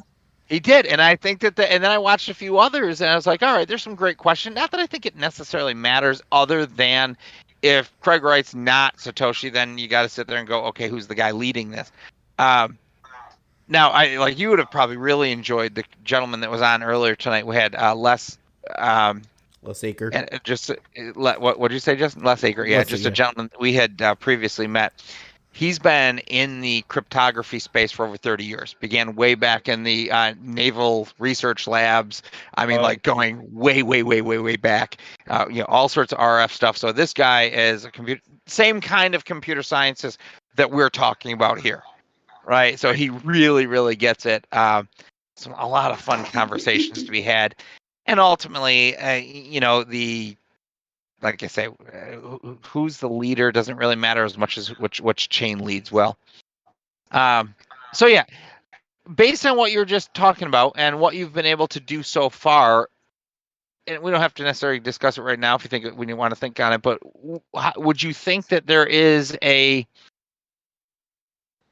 simple enough approach that we could somehow just mint this thing out on Cardano and give it some sort of a flag that we say, hey, someday when this happens, we can now transfer this or something? Like have some Have you sort ever of gone to pool.pm? I think I did. I think you shared that with me before, didn't you? Yeah, I did. Yep. Yeah, I might have shared it. If you haven't checked, definitely check it out. So this is all the transactions on Cardano, right? Yeah, you could see the NFTs flying across Cardano, being minted, being traded real time. So that's what Pool PM shows you. It shows you real time what's happening on the Cardano blockchain in the NFT space. And what's really cool about that is you click on any one of those NFTs and see that metadata. So this is only NFTs? Metadata, well, yeah, I mean, no, it shows you more than that as well. I mean, you can see transactions, you can see pools. Yeah. If you hit the tokens icon, top right, you can see all the actual tokens being minted real time. So what action would you like to occur? Do you kind of have what's your big vision for this event in the future? What would you like the outcome to be with the token? That's a great question. So ultimately, the first real product first service that Tim and I are going to push more than anything is our actual planning, is just project planning. If anything that Tim and I are learning perhaps more than ever, I think that blockchain absolutely deserves quality upfront project planning system, like before you take a step one into it, whereas back in the day, you wanted to start programming, you opened it up and started doing something and figured it out as you went, kind of thing. We both sort of feel a little bit that planning is important. So our first thing we're going to do is start planning. What does that mean? I don't know, other than the fact is what we want to do is put something on Cardano that we then later plan to allow something to happen. So we have something called engagement. So maybe what we would do is decide we want to send this thing an engagement that then caused it to kick off a process. What's that? Like query the chain of those tokens? Yeah, something. Right. Like something that like we're going to be able to send a and it could be this more we've got the key to unlock it. Right, and it could be almost along the lines where, like, yeah, there you go, Tim. Like, we've got the key to unlock it, and it's sort of that's on BSV, and we may run it through our API for all that matters, right? Like, so it might be like, how do we just connect a token on Cardano to an API to go query, and then we can pull back the key? I don't know. So definitely have some ideas, but definitely ventures off the ability to talk about it on this call. Okay. I definitely have ideas. We've actually come up with some ideas that could do exactly that, but can't talk about it on this call. Yeah. Okay. That's cool. Now, And that just actually. real quick, what is the file size that we can work with here? 64 kilobits. Thank you. Actually, I think it's 64 kilobytes. Gotcha. Yeah, I think that's right. Yep. And we would be putting the actual file probably on IPFS, right? Are you guys? Yeah. Probably. Yeah, Yeah. that's I think. Yeah. Yeah. Yeah, that's pretty much what all the tokens do. There is one that came out recently where it really is completely on chain, but for the most part, especially when you're dealing with images, far exceeds the file size limitation. So yeah, everything's off chain on IPFS. Okay. All right. Well, yeah. So cool. This actually works out well. It's 9 o'clock. I mean, and we do. I don't know. We don't have to end, but. So why don't we do this? Why don't we try to reconnect the next day or two, and let's just kind of, I don't know if we've shared enough to kind of give you an idea of what we're trying to accomplish, even though in the end we're absolutely uncertain of what that little key means in any way. But it just sort of is giving us our little, we always talked about them as like software nubs, right? Like we'd start programming something out far enough so that when we hit it, we sort of knew that we hit this little milestone and now we could move on. So for us, it's sort of just a means of proving a milestone, and interacting cross chain. So starting simple, extremely simple. Yeah, I mean, we can definitely do that. We could put that in the metadata. We could put what your plans are. We could put your website if you have it. It's almost like just carving your name in the tree, So Yeah. I guess what could be fun, Tim, is almost something along the lines of a media bit, the media bit information. Well, I was even more so going to the idea that if this coin on Cardano could occasionally, I don't care if it's daily, weekly, whatever, or hourly, ping for our API, and if our API learned to listen for it, and then our API learned how to respond to it, Right. but it would have to be right, but it would have to then be reliant on one of our coins on BSV to finish the transaction, right? So it's kind of like it acts as a ping and a response. But now your guys, yeah, we'll have to definitely talk more because that would get into oracles and stuff. So we would have to talk more about that. Yeah, you're going to need, obviously stuff that can then communicate between the chains. But yeah, I actually just shared something with you guys privately that you guys could check out. Just give you some idea of kind of like some of the concepts we're working on. Okay. All right. Yeah, cool. All right. So Tim, you're going to have to check those out. And then maybe you can kind of explain to me what we're looking at. And then, maybe we can just reconnect. Well, let's see. Today, I'm going to be driving back to New York the next couple of days. So if there's, if next few days, if we can reconnect and make an idea of how we want to do this, we're targeting in about 2 weeks to launch through our system on BSV. I can't imagine that we're talking about doing anything or overly extraordinary on the Cardano side, right? I mean, how much time would you really need to prepare this? Well, how many tokens would you want? Just one token or a few tokens for you guys, or like what do you? I think we should definitely do something that would be fun. Okay, remember? So Eddie, we were talking about the idea of being able to track the marketing commissions. Remember, we kind of briefly talked. I think I have an architecture behind that. So maybe what we could do is somehow do like a certain number of tokens. So we could give, like, you could have a token, Tim could have a token, whatever, and we could actually have this as like a shared asset that we do something with long term, and we can kind of play. I don't think we're going to be able to bring the full commission tracking architecture to this, but maybe there'd be a way of doing something that way, right? Where like these X number of coins share ownership in this thing. I'll leave that up to you guys. Because I again, this for us is more milestone and fun. Right. Sure. And learning. It's not. Be done fairly quick, if we do something like that. So, yeah, Okay. we just got to get another call, go over some more of the details, go over what you'd want in the metadata, like what kind of language you guys want in there, how you want to tie it to your other projects, that type of thing. That's right, because it could basically just be JavaScript, right, Tim? I mean, right? Well, that's what I'm wondering. What?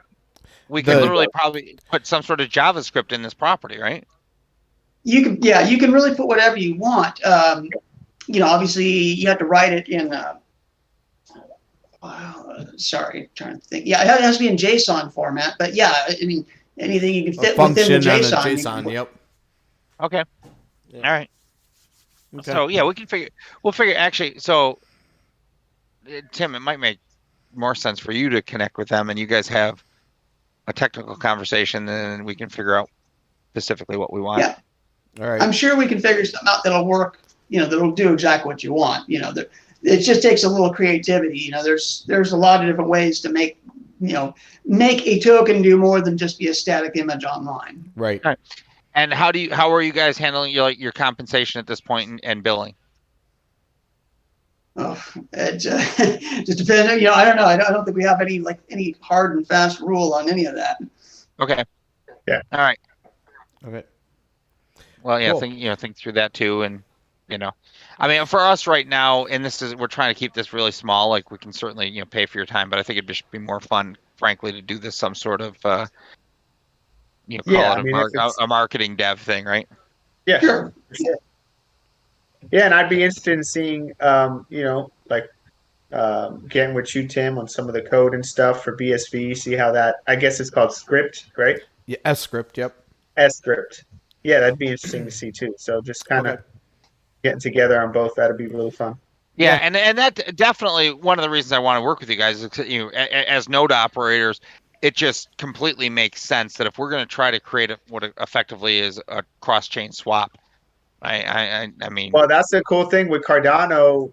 Once Babel fees go live, you'll be able to make do different swaps using Cardano dApps, right, without ever having Cardano. So me as a stake pool operator, I'll be able to accept fees in BSV and kind of front you the ADA on the back end, but I make a markup for that. So it's another way for SPOs to kind of make another income. Wow, that's interesting. Yeah. Yeah. One of the things I wanted to say, I know that I'm being a little elusive on my answers, but it's not because I'm trying to withhold how do you mint a token on Cardano. You'll find that within the Cardano community, most people are really open and willing to help when it comes to exactly what you want to do, right? How do I put together metadata to mint a token? You can find people all day long that will show you how to do that. Really, what I'm trying to guard is kind of like some of our concepts that haven't really hit the world yet. But the stuff you're asking about, typically, most people collaborate and they just work together. So yeah, and I get that, and exactly right. I mean, minting something on Cardano, that's nothing. It really is working with the guys who kind of understand that it's just a beginning. It's just trying to really make sure that we set ourselves up so that we understand how to get those connections between these two chains working. In part because once we understand that, we can then begin to build our system to write on Cardano, right? And then we'll have, because effectively we have a no-code app builder. Right, that's the easiest way of saying it. We can create, database structure on the fly, and it creates the interface as you go. So, the more chains we can write on, the better we are. Got it. Wait, what? Okay. I didn't know you guys had that. So, what is that tool? Yeah. So Chuck and I have been working on a platform for about 11 years now, but in reality, it actually goes back even further than the 11 years because we've known each other for so long, but we've actually built it on a database technology that the best way that I can say it is we were kind of building a similar model as a blockchain. We were kind of a hybrid version of it. It was more like a prototype built in a SQL Server that was a very dynamic database. And from there, we built an entire platform that is it's not entirely no code. So there's one of the developers that I work with on one of the BSV teams was talking about 2 levels of no code. There's one that's truly no code, and then there's one that you still need to do some development. Right now, we're at the one where you can still do development if you want to, kind of like being able to enter development at any level of a blockchain. You can kind of enter at any level developing against our platform, right down to the API or actually as components built into the platform. And it's meant to be a distributed model, and it was all built to be a distributed data model where our platform actually is the mediation platform that mediates access and ownership and privileges and all of that stuff that goes along with the data and who needs to see the data and what they need to do with it. Sounds like a blockchain. Imagine that. Yeah. As we said, well, unfortunately, over the last 10 years, we didn't recognize that we were basically trying to mimic a blockchain. We just didn't know it, right? It was designed for the I'm curious about the no code aspect though. So what does that exactly mean? Do you have some kind of builder? Yeah. So essentially, if you were to come in and say, okay, I've got this database architecture that I need to implement, and it's a contact manager, we'll just start simple. It's got people, it's got addresses, and it's got organizations so that they can be associated with an organization. And you need these 3 tables. So I can go into my platform or our platform, and I can actually configure it, and then click a button, and about 4 or 5 minutes later, I can go in and start using an interface to manage all of that data, listing, including setting permissions and who has access to it, even right down to the point of sharing it publicly. Okay. Very cool. So you guys are trying to marry your blockchain with BSV kind of at the moment? Okay. Yeah, so effectively, the like from the marketing side, we actually refer to we call it PALMS. It's personal and life management system. Professional and life management system. In that, you can create the data structures to manage any aspect of anything that you do, and then you build it out from there. So it was designed so that it could respond to market need as opposed to specific solution need, right? So you could cross over in industry and whatnot. So it was technically designed to support community development, and it just does it for market. But yeah, that's our end goal is with our first start here is that we are actually going to be able to take the structures, the data structure, and it's going to be very simple. It's going to be like that this media bit as you see it. So for us, it's not necessarily just that file that's getting saved. It's actually a media bit, which is a file with some narrative around it, some other roles, some other pieces, which get into the whole commission part that we've talked about before. And that will be the NFT. So there will be more data structure that's kind of added into that